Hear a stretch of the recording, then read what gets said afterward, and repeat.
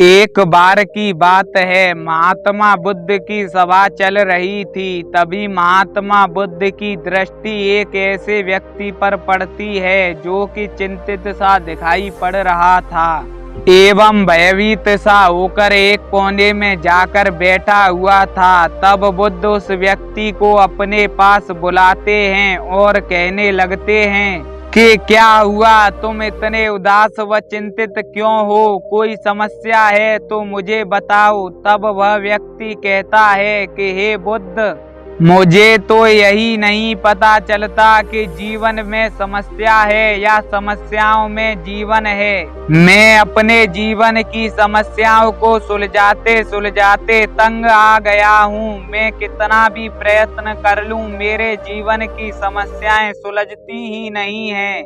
मैं जिस समस्या को सुलझाना चाहता हूँ वह उतनी ही उलझती जाती है। पहले मेरा जीवन सही था, परंतु अब मेरा जीवन वैसा नहीं रहा है।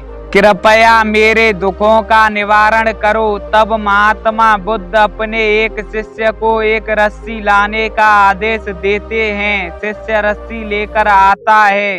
तब महात्मा बुद्ध उस व्यक्ति को वहीं बिठा लेते हैं एवं उस रस्सी में 3 गांठें मार देते हैं और अपने शिष्यों से कहने लगते हैं कि बताओ, क्या यह वही रस्सी है जो पहले थी या यह बदल चुकी है? तब महात्मा बुद्ध का एक शिष्य उठकर खड़ा हो जाता है और कहने लगता है कि हे बुद्ध, इस बात के तो 2 पहलू हैं। अगर हम एक तरफ से देखें तो यह वही रस्सी है जो पहले थी, क्योंकि इसकी बाह्य संरचना में परिवर्तन आया है, परंतु इसकी धातु वही है जो पहले थी, जिस कारण इसकी आंतरिक संरचना में कोई बदलाव नहीं हुआ है। इसलिए हम इस रस्सी को वही मान सकते हैं। तब बुद्ध उस शिष्य से कहते हैं कि इस रस्सी का दूसरा पहलू क्या हो सकता है? तब शिष्य बताता है कि अगर हम इस रस्सी की पहली संरचना को देखें तो यह एक सीधी रस्सी थी जिसमें उस समय कोई गांठ नहीं थी, परंतु इस समय इसमें 3-3 गांठें हैं, जिस कारण हम इस रस्सी को इसके आकार के आधार पर बदली हुई कह सकते हैं।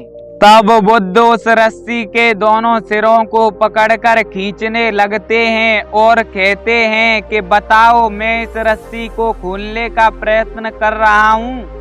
तब बुद्ध का शिष्य कहता है कि नहीं, इस प्रकार तो रस्सी की गांठें और अधिक मजबूत होती जाएंगी और रस्सी की गांठें कभी खुल नहीं पाएंगी। तब महात्मा बुद्ध उस रस्सी को अपने शिष्य को देते हैं और कहते हैं कि तुम इस रस्सी की सारी गांठें खोल दो। तब बुद्ध का शिष्य बहुत ही ध्यान से उन सभी गांठों को देखता है कि कौन सी गांठ किस तरफ खुलेगी। ध्यान से देखने के पश्चात वह शिष्य थोड़ा थोड़ा बल लगाकर सारी गांठें खोल देता है और उस रस्सी को महात्मा बुद्ध को दे देता है। तब महात्मा बुद्ध उस व्यक्ति से कहते हैं कि अब तुम्हारी समझ में आया? वह व्यक्ति आश्चर्य से देखता हुआ बुद्ध से कहता है कि हे बुद्ध, इन रस्सी की गांठों के खुलने व लगने से जीवन की समस्याओं से क्या तात्पर्य है? तब बुद्ध कहते हैं कि यह रस्सी हमारे जीवन के स्वरूप है और यह गांठें समस्याओं के स्वरूप हैं। प्रारंभ में यह रस्सी सीधी थी, अर्थात तुम्हारा जीवन सही था, परंतु जब उसमें गांठों रूपी समस्याएं आ गईं तो तुम्हें लगने लगा कि तुम्हारा जीवन बदल गया है। अब तुम्हारे जीवन पहले जैसा नहीं रहा है, परंतु वास्तविकता यह नहीं है। तुम्हारा जीवन पहले जैसा ही है, इस रस्सी के समान, जो कि गांठ लगने से पहले भी उसी धातु से बनी थी और गांठ लगने के बाद भी उसी धातु से बनी है। उसी प्रकार तुम्हारा जीवन नहीं बदला है, बल्कि तुम्हारे जीवन को देखने का तरीका बदल गया है। तब वह व्यक्ति कहता है कि इन समस्याओं से छुटकारा कैसे पाया जा सकता है?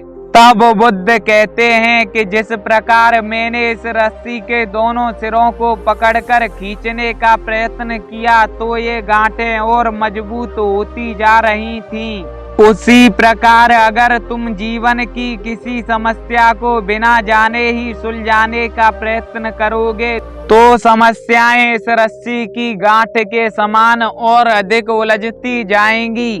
परंतु जब मैंने अपने शिष्य को इस रस्सी की गांठों को खोलने को कहा तो इसने इन गांठों को ध्यान से व मन की संपूर्ण एकाग्रता के साथ देखा तो इसे पता चला कि किस गांठ को लगने का क्या कारण है और इसे कैसे खोला जा सकता है। उसी प्रकार जीवन की समस्याएं होती हैं। सर्वप्रथम इन समस्याओं को ध्यान पूर्वक देखो और कारण खोजने का प्रयत्न करो और जैसे ही तुम्हें तुम्हारी समस्याओं का कारण मिल जाए तो उस कारण को समाप्त कर दो। समस्याएं खुद ब खुद ही समाप्त हो जाएंगी। बुद्ध के इन कथनों को सुनकर सभी सन्यासी वहां से चले जाते हैं एवं वह व्यक्ति अपने जीवन में बुद्ध के कथनों को पालन करता है। वह पहले समस्या का कारण ढूंढता है और फिर समस्या के कारण को खत्म कर देता है। इस प्रकार उसके जीवन की सारी समस्याएं समाप्त हो जाती हैं और वह बहुत ही सुख समृद्धि से अपना जीवन बिताने लगता है। तो कैसी लगी आपको हमारी कहानी? अगर अच्छी लगी हो तो वीडियो को लाइक करें, कमेंट करें और चैनल को सब्सक्राइब जरूर करें। मिलते हैं जल्द ही एक और नई कहानी के साथ।